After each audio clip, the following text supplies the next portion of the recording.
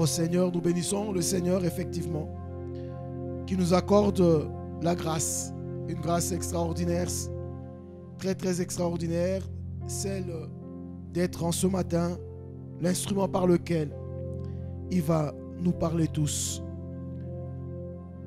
Nous remercions le révérend Eric Senga qui nous a programmé pour ce dimanche.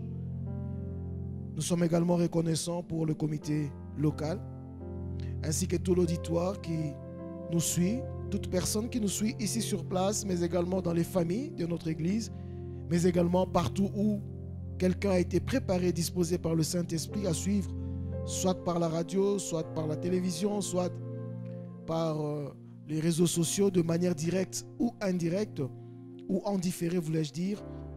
Que Dieu nous bénisse, que sa parole affermisse notre vocation et notre foi, car nous marchons vers notre espérance bénie.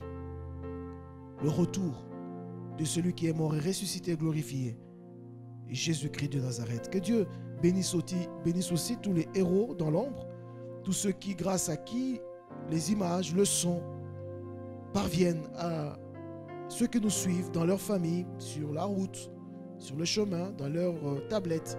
Que Dieu les bénisse. La Bible dit que Dieu n'est pas injuste pour oublier tout le travail que nous faisons pour les saints. Alléluia. Que Dieu nous bénisse pour cela. Amen. Voilà, nous allons, ce matin, nous avons un sous-thème. Le dimanche passé, nous avons dit que c'était maintenant le temps de nous réveiller enfin du sommeil. Et nous avons expliqué pourquoi nous devrions le faire. Parce que la nuit était avancée, le jour du retour du Seigneur était proche, mais que pendant ce temps-là, Dieu se dispose à nous prendre en charge de manière exceptionnelle. Aujourd'hui, le sous-thème est « C'est maintenant le temps pour nous de saisir l'espérance qui nous est offerte. » C'est maintenant le temps pour nous de saisir l'espérance qui nous est offerte. Nous allons lire 3 textes. Le texte principal, je vais le lire tout à l'heure, et nous aurons 2 textes qui vont venir appuyer le message. Hébreux chapitre 6, 13 à 18. C'est le texte principal.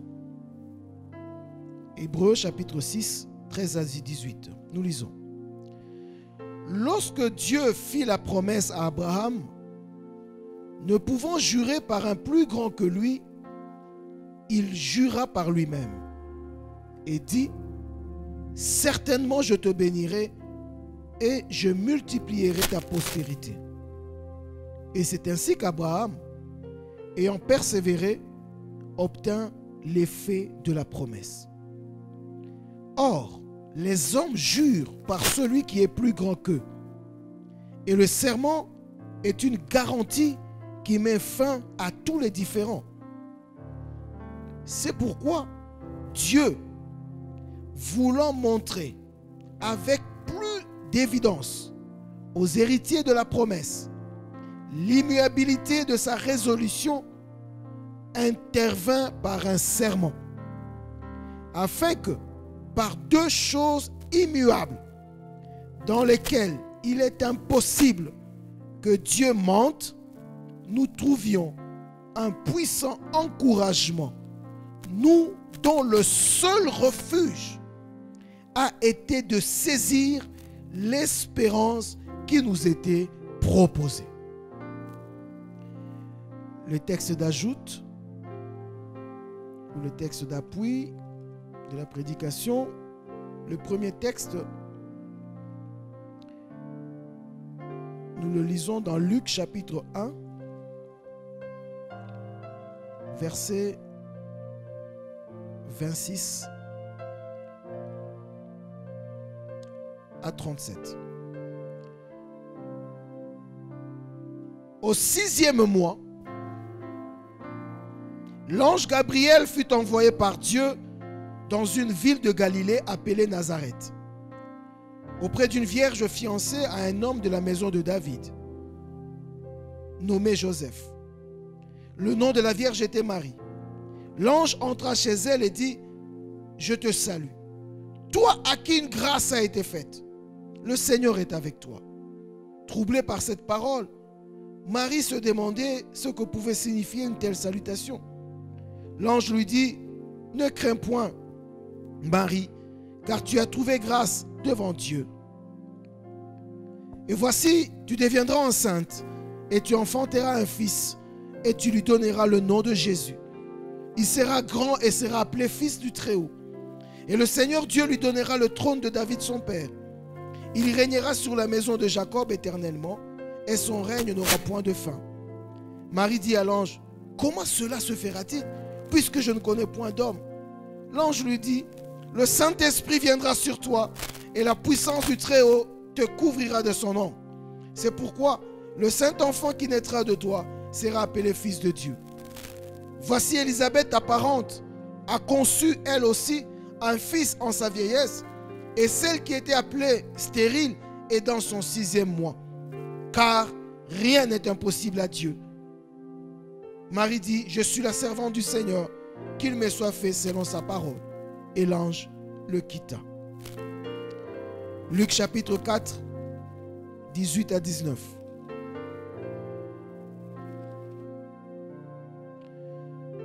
L'Esprit du Seigneur est sur moi parce qu'il m'a oint pour annoncer une bonne nouvelle aux pauvres. Il m'a envoyé pour guérir ceux qui ont le cœur brisé, pour proclamer aux captifs la délivrance et aux aveugles le recouvrement de la vue, pour renvoyer libres les opprimés, pour publier une année de grâce du Seigneur. Amen. Bien-aimés dans le Seigneur, le premier texte que nous avons lu nous parle de quelque chose de fantastique, de merveilleux. Paul, ou en tout cas celui qui a écrit l'épître aux Hébreux, est en train de faire un développement extraordinaire où il est en train de parler de Jésus comme souverain sacrificateur. Et lorsqu'il avance dans son argumentaire, il arrive au verset 17 à 18, parlant d'Abraham. Il fait une conclusion extraordinaire. Il dit, écoutez, Dieu, pour convaincre Abraham que ce que je te promets, je vais le faire, Dieu est intervenu par serment. Dieu est intervenu par serment. Alors il conclut en disant, pour montrer l'immuabilité, c'est-à-dire quelque chose qui ne change pas, de la promesse, de sa résolution, de sa décision, Dieu intervient par serment afin que de deux choses immuables dans lesquelles il est impossible que Dieu mente, nous trouvions un puissant encouragement. Nous qui avons saisi l'espérance qui nous était ainsi proposée. Bien-aimés, qu'est-ce que l'espérance? L'espérance vient du latin espero ou bien espero, signifie quelque chose qui va arriver. Qui va arriver certainement. Quelque chose qui va arriver certainement, c'est-à-dire sur lesquels nous ne pouvons pas avoir de doute quant à son accomplissement. Et celui qui a écrit Hébreu nous dit que s'agissant du salut, s'agissant de la promesse du salut, cette promesse, Dieu l'a fait avec serment pour nous démontrer que cette promesse s'accomplira certainement. Et la Bible appelle cela une espérance. L'espérance fait partie des trois grands piliers de la foi chrétienne. La foi, l'espérance et l'amour, dit Paul. La foi croit, non pas des choses qui peuvent peut-être arriver. Non, la foi croit des choses qui vont arriver certainement. Voilà pourquoi il y a l'espérance. Et lorsque nous croyons à des choses qui vont arriver certainement, nous choisissons de faire ce que Dieu nous demande C'est ça l'amour. Parce que je sais que si je fais ce que Dieu me demande de faire, ce qu'il a promis de faire, il le fera certainement. Il n'y a point de doute sur cela. Et la Bible dit, lorsque on nous présente une telle vérité, nous la saisissons. En ces temps de trouble dans le monde, en ces temps de trouble peut-être dans ta vie, en ce temps de trouble peut-être dans ta famille, j'aimerais te dire qu'il y a des choses certaines dont tu peux te saisir et dont tu peux être sûr de leur accomplissement dans ta vie. Alléluia.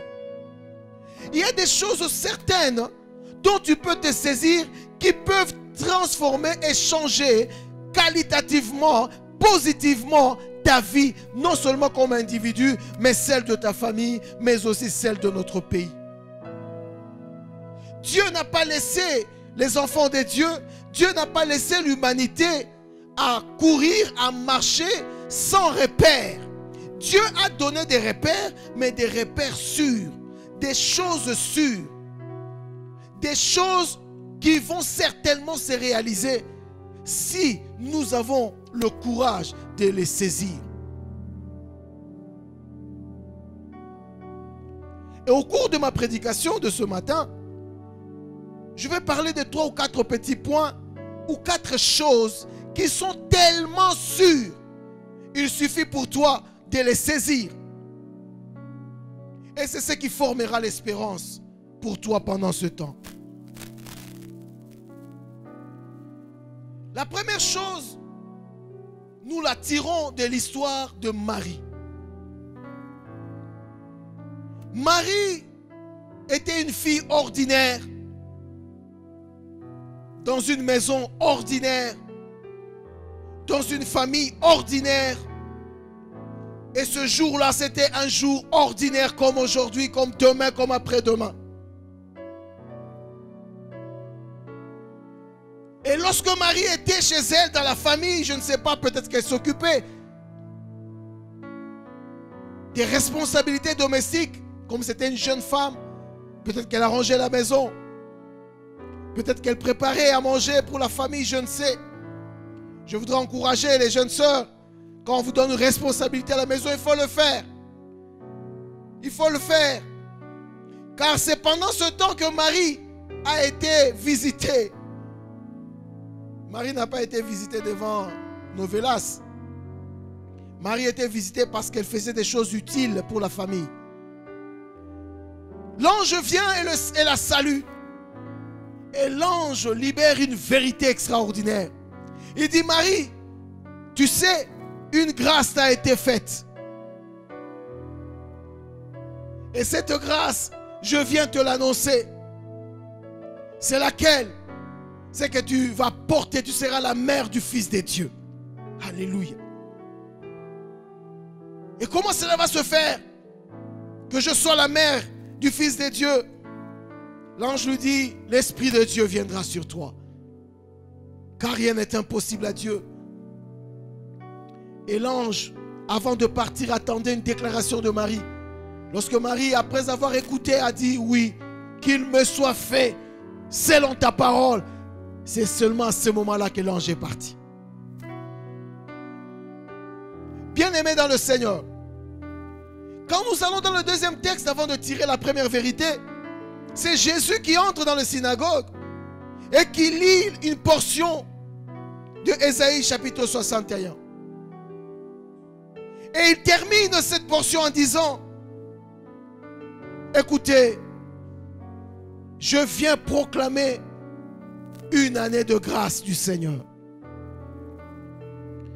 Bien-aimé dans le Seigneur, la première chose que je voudrais que tu comprennes et que tu saisisses, lorsqu'une grâce t'a été faite, cette grâce t'a été annoncée, et que le temps de l'accomplissement de cette grâce a été publié, elle constitue pour toi une espérance. Je reprends. Lorsqu'une grâce t'a été annoncée de la part du Seigneur, et que cette grâce, le temps de son accomplissement a été publié, elle devient pour toi une espérance. Elle devient pour toi une certitude. Elle devient pour toi quelque chose que Dieu a fait avec serment. Parce qu'une grâce peut avoir été faite sans qu'on te l'annonce. Une grâce peut avoir été annoncée sans que le temps ait été fixé. Mais si une grâce a été faite par Dieu, et si cette grâce t'a été annoncée, et son temps a été publié et fixé, elle constitue une espérance individuelle pour toi. Alléluia. C'est la première vérité. Tu dois avoir un carnet de l'ensemble de ce qui constitue ton espérance. As-tu déjà reçu une prophétie? As-tu déjà reçu une promesse? As-tu lu la parole de Dieu et tu as vu une promesse? C'est une chose. As-tu continué à prier pour cette promesse? Que Dieu non seulement te dit que je fais, mais Dieu te confirme que c'est pour toi individuellement. Et Dieu te dit, je le ferai au mois de juin, comme on l'a vu au 6e mois pour Marie. Alléluia. Est-ce que Dieu te dit, comme Jésus, c'est maintenant, je viens de proclamer une année de grâce de la part du Seigneur?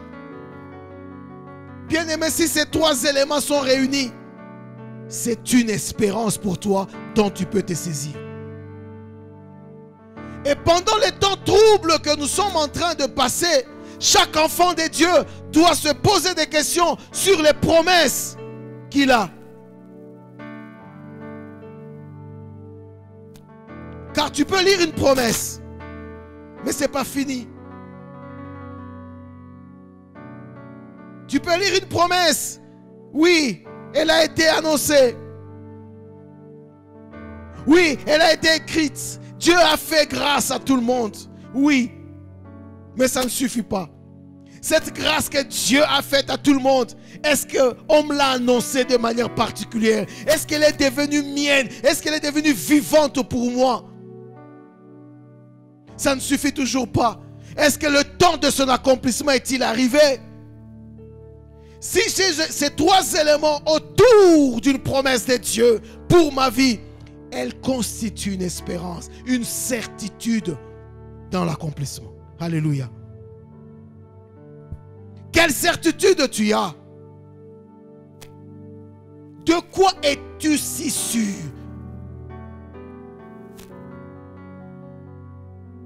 Car les certitudes que tu as constituent ton espérance, que tu peux défendre, que le temps soit favorable ou non. Plusieurs perdent le pied parce qu'ils n'ont pas d'espérance en termes de certitude. Ils connaissent les versets bibliques. Ils les récitent même. Ils les chantent même. Ils les écrivent. Mais ce sont des versets bibliques qui ne répondent qu'au premier critère, c'est-à-dire une grâce qui a été faite. Qui a été faite à tout le monde, quiconque croit. Alléluia. Quiconque croit. C'est la grâce qui a été faite à quiconque. Comme enfant de Dieu, ça ne suffit pas d'avoir des grâces qui ont été faites à quiconque. Ces grâces doivent nous être annoncées aussi. Et pour que cette grâce, ce verset biblique, cette promesse que tu lis dans la Bible devienne vivante, parce que l'espérance des enfants de Dieu est vivante, devienne vivante, tu dois persévérer en priant avec cette parole-là. À un moment, cette parole deviendra tellement réelle pour toi, elle devient annoncée pour toi. Mais ça ne suffit pas. Il faut maintenant prier pour le temps de l'accomplissement. Et quand tu pries pour le temps de l'accomplissement, Dieu se révèle toujours. Alors quand tu as la grâce faite, et que cette grâce vous a été annoncée, et que cette grâce, son temps a été publié, Comme Jésus, tu peux dire cette parole s'accomplit maintenant. Et cela te donnera la certitude. En ce temps difficile, chaque chrétien a besoin de la certitude. Chaque chrétien doit être sûr de là où il met les pieds. Ce n'est plus le temps de réciter simplement les versets bibliques. J'annonce donc à chacun d'entre nous, peut-être que tu as une promesse, tu attendais le temps de l'accomplissement. Je t'annonce qu'au mois de juin, comme pour Marie, c'est le temps de la visitation exceptionnelle du Seigneur. Alléluia. C'est que Dieu attend simplement, quand j'ai prononcé cette parole, que tu dises qu'il me soit fait selon la parole du Seigneur. Et l'ange aura fini son travail et l'accomplissement viendra. Alléluia. Je ne sais pas qu'est-ce que vous vivez chez vous à la maison.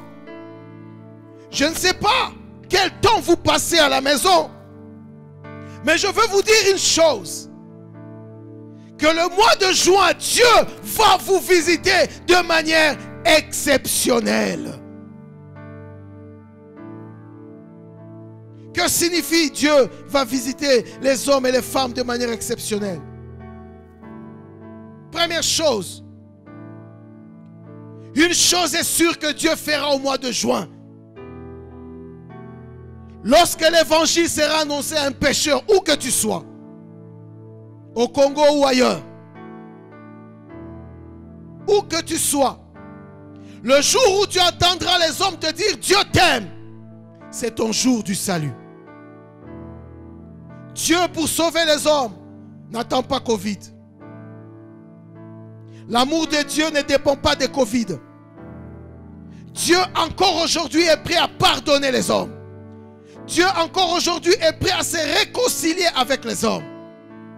Ça, c'est la grâce qui est faite à tout homme.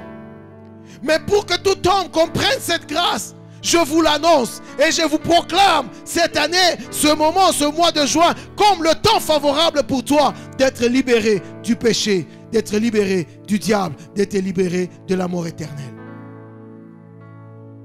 C'est aujourd'hui, dit Paul, le jour du salut. Ce n'est pas demain. Si tu entends sa voix, dit la Bible, n'endurcis pas ton cœur. Bien-aimé, Jésus reviendra, cela est sûr. Mais pour partir avec Jésus, il y a des conditions. Pour ceux qui l'ont déjà reçu comme Seigneur et Sauveur, qui se sont repentis, ils ont déjà accompli la plus grande des conditions. Mais toi qui me suis, toi qui m'écoutes, peut-être que tu es dans une religion, tu te sens bien, tu es juste, tu ne fais pas du mal. Ce n'est pas ça le problème. Toi qui m'écoutes, tu te moques peut-être de Jésus. Ce n'est pas le problème. Le problème, c'est que tu as la grâce aujourd'hui de suivre, non pas seulement la grâce qui t'a été faite, mais une grâce qui t'annonce que Jésus t'aime, il est prêt encore aujourd'hui à te pardonner. Dieu ne tient pas compte de tout le mal que tu as fait, de toute la rébellion que tu as faite contre lui. Mais Dieu est prêt encore ce matin, au moment où je te parle. La grâce non seulement t'a été faite, mais elle vient d'être annoncée à tes oreilles. Non seulement annoncée à tes oreilles, je publie que c'est le moment de l'accomplissement de cette grâce. Saisis-la, tourne ton cœur vers Christ. Dis Seigneur, j'ai besoin de me réconcilier avec le Père. J'ai besoin de ton pardon.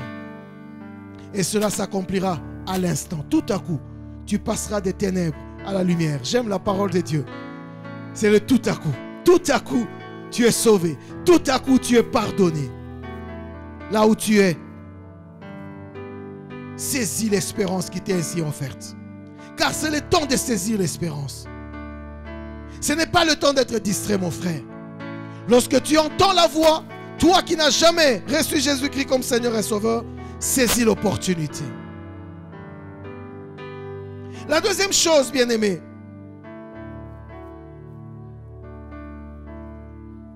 les choses sur lesquelles tu dois être sûr, non simplement de la visitation de Dieu, mais la deuxième chose dont tu dois être sûr et dont tu dois te saisir et qui doit constituer l'ensemble de ce qui constitue ton espérance, c'est l'intervention de Dieu dans ta vie. Le texte que nous avons lu, la Bible dit que dans deux choses dans lesquelles il est impossible que Dieu mente, nous puissions trouver un puissant encouragement. L'intervention de Dieu est une espérance pour toi. Dieu, si tu l'invoques, il interviendra maintenant. Alléluia. Pourquoi? La Bible dit, quiconque invoquera le nom du Seigneur sera sauvé.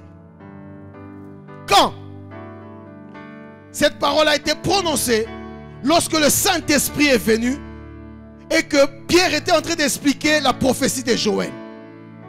Donc, nous sommes dans le temps où Dieu a un travail important qu'il fait. Sauver ceux qui l'invoquent. Alléluia.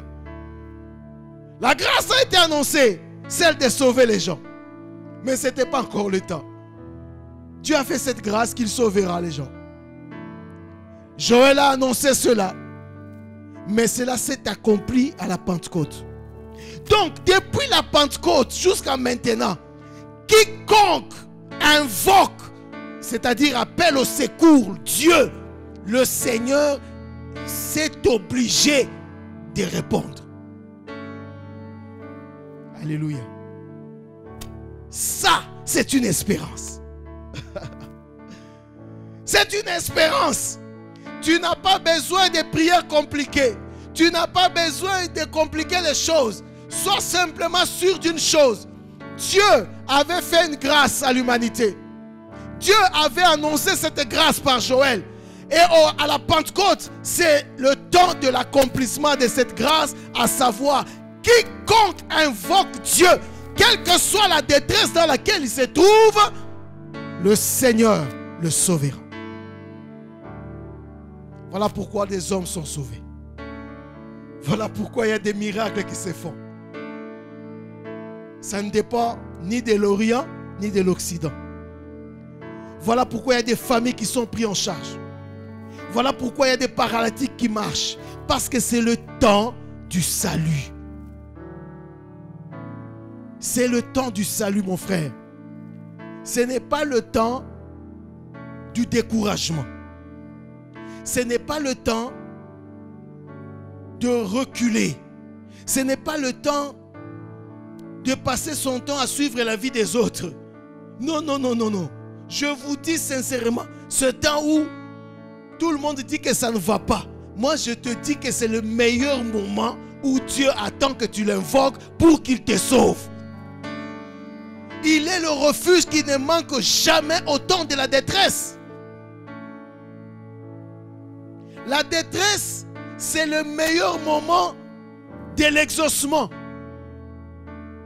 Michée chapitre 7 dit ceci: je l'exaucerai. L'exaucement, c'est maintenant, pas demain. Je parle à quelqu'un qui me suit aussi à la télé.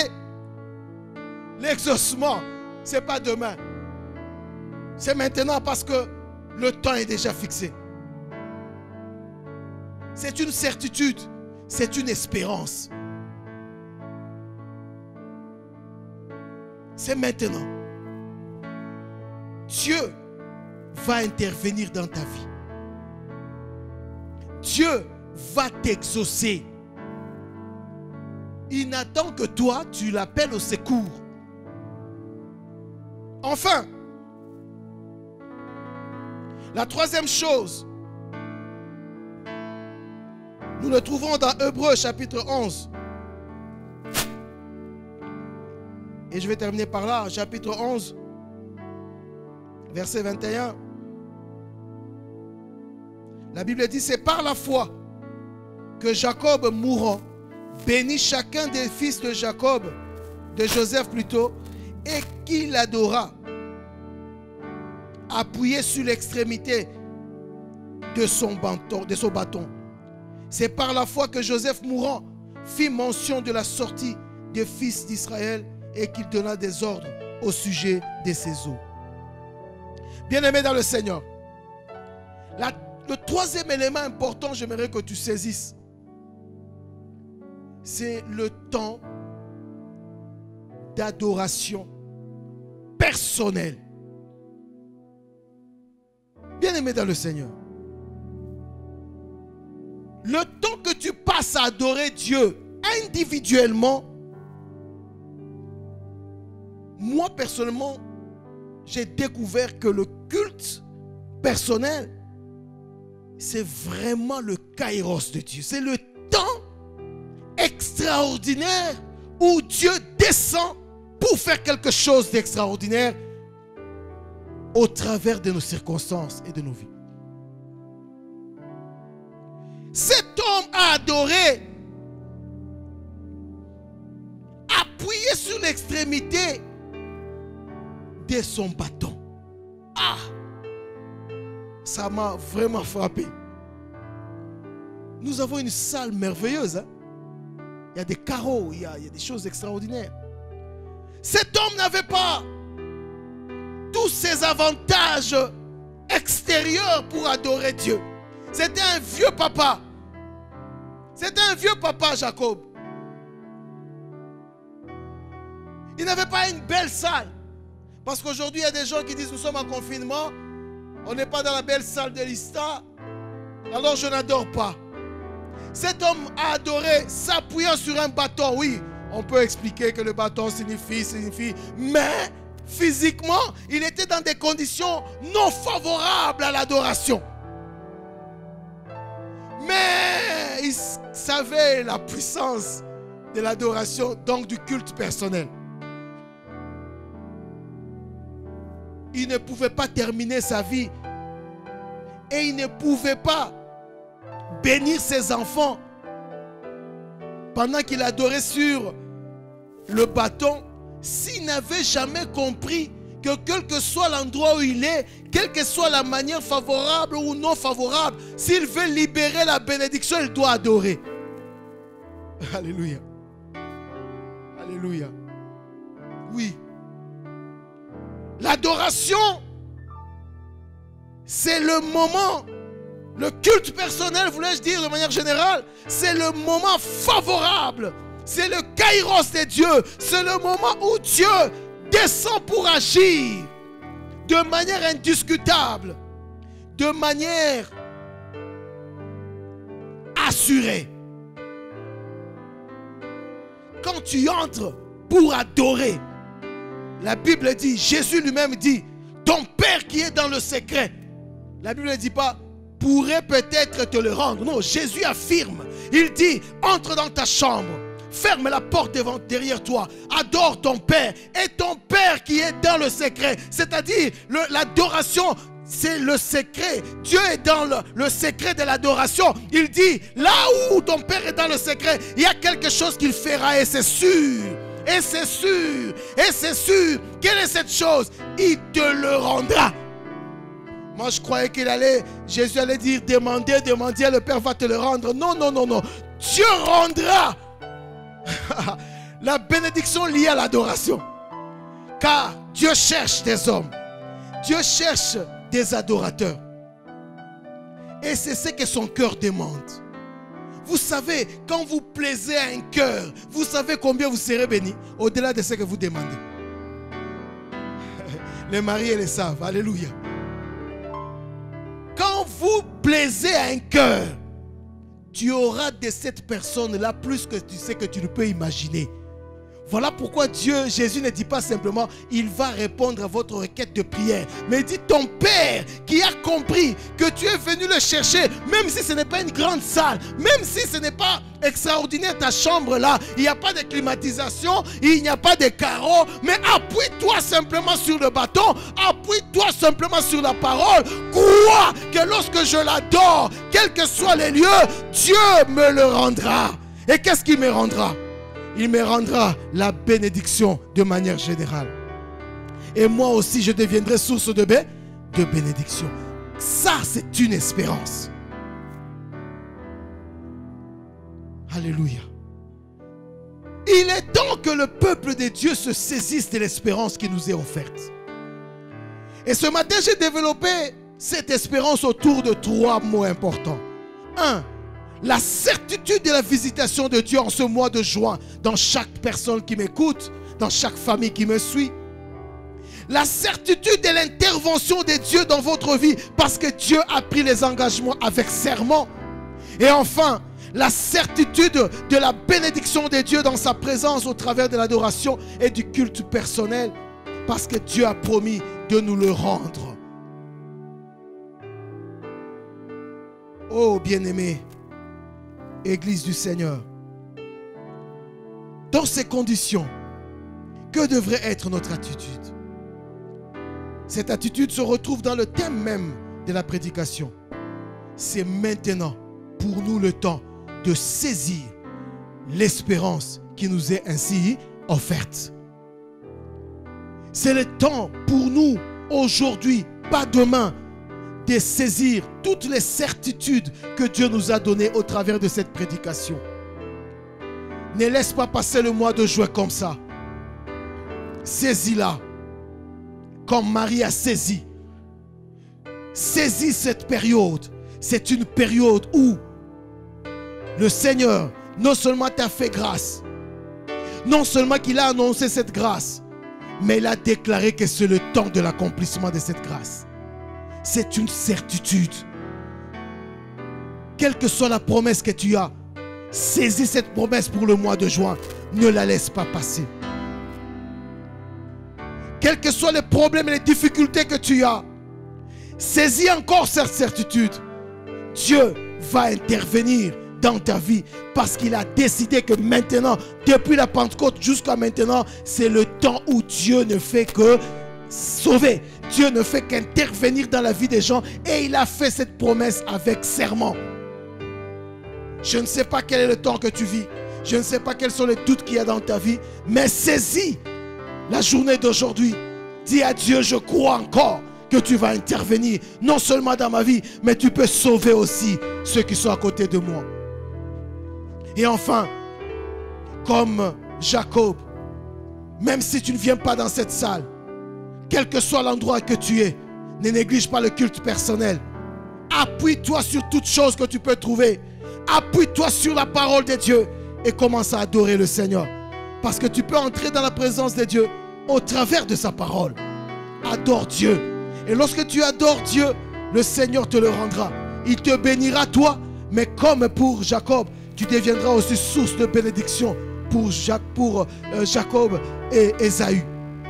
Oui, bien-aimé dans le Seigneur, tu peux être béni et être source de bénédiction pour les autres lorsque ta vie de culte personnel, lorsque ta vie d'adoration est une vie permanente qui satisfait le cœur du Seigneur. Inclinons-nous dans la prière. Seigneur, merci pour ces instants. Beaucoup de choses ont été dites. Nous ne sommes pas censés de tout garder, mais nous avons gardé l'essentiel. Celle que tu as voulu déposer dans chaque cœur. À savoir, c'est le temps pour nous de nous saisir des vérités certaines, des promesses réelles et certaines de Dieu. Ces promesses sont arrivées au temps de leur accomplissement. Et que Seigneur, tu nous attends dans de cultes personnels afin que nous soyons, même si nous ne fréquentons pas encore notre salle, mais que là où nous sommes, nous soyons source de bénédiction, non seulement pour nous, mais pour plusieurs. Que cette parole trouve sa place dans nos cœurs, au nom de Jésus.